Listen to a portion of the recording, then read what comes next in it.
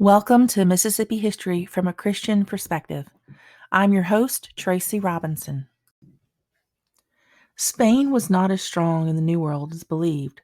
The Spanish were unable to resist the newly created and determined American nation. In time, Spain was forced to settle with the United States in the Treaty of San Lorenzo de Real, signed in 1795. This treaty is also referred to as Pinckney's Treaty in America.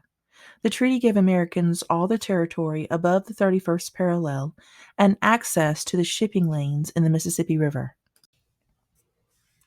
This was not the end of the Spanish-American dispute.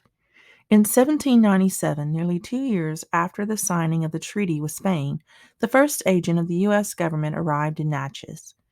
Andrew Ellicott was ordered to survey the 31st parallel.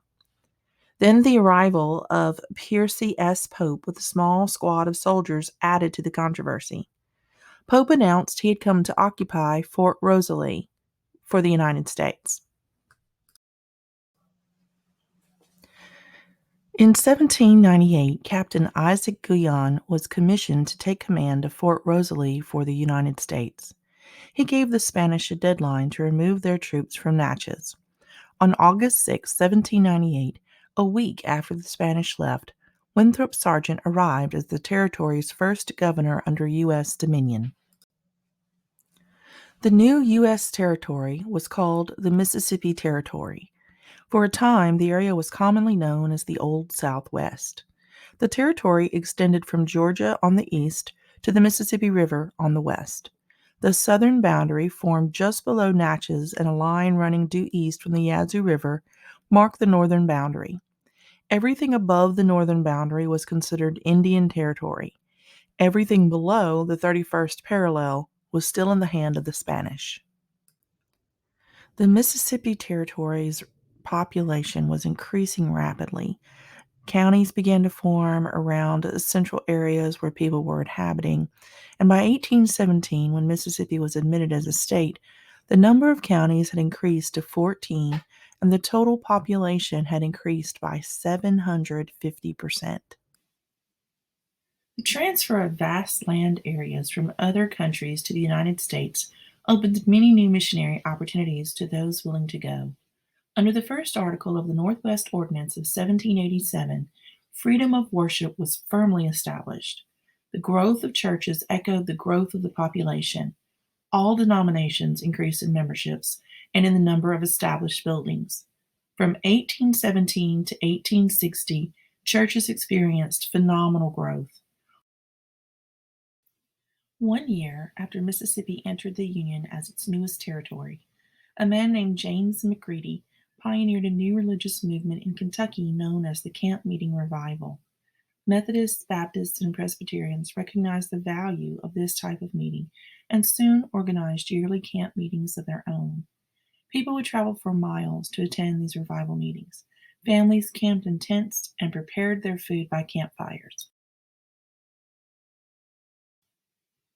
The activity of circuit riding preachers and camp meeting revivals resulted in America's Second Great Awakening, which also made its way to Mississippi. The Second Great Awakening was a time of national revival that occurred in the northern states around 1790 to 1850. Many of the conversions made during this time were made at camp meeting revivals. Missionary fervor was strong during this period. Much effort was made to evangelize the Indian tribes within Mississippi. Consequently, revivals occurred among the tribes living in the state. This religious awakening made itself felt in the missionary fervor of the tribal people who had so recently come to know the gospel themselves.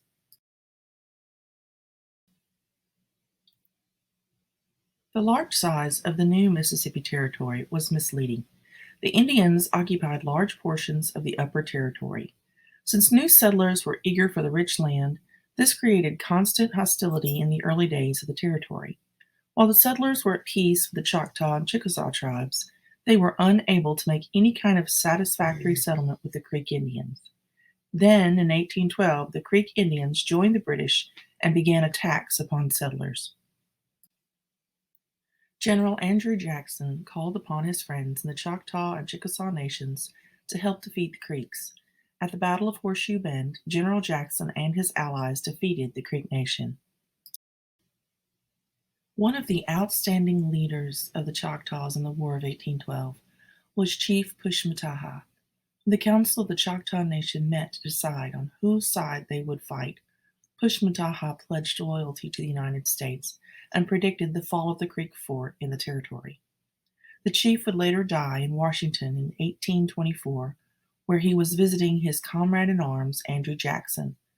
By that time, Jackson was President of the United States. This has been your host, Tracy Robinson. In our next lesson, we'll discuss Mississippi leadership.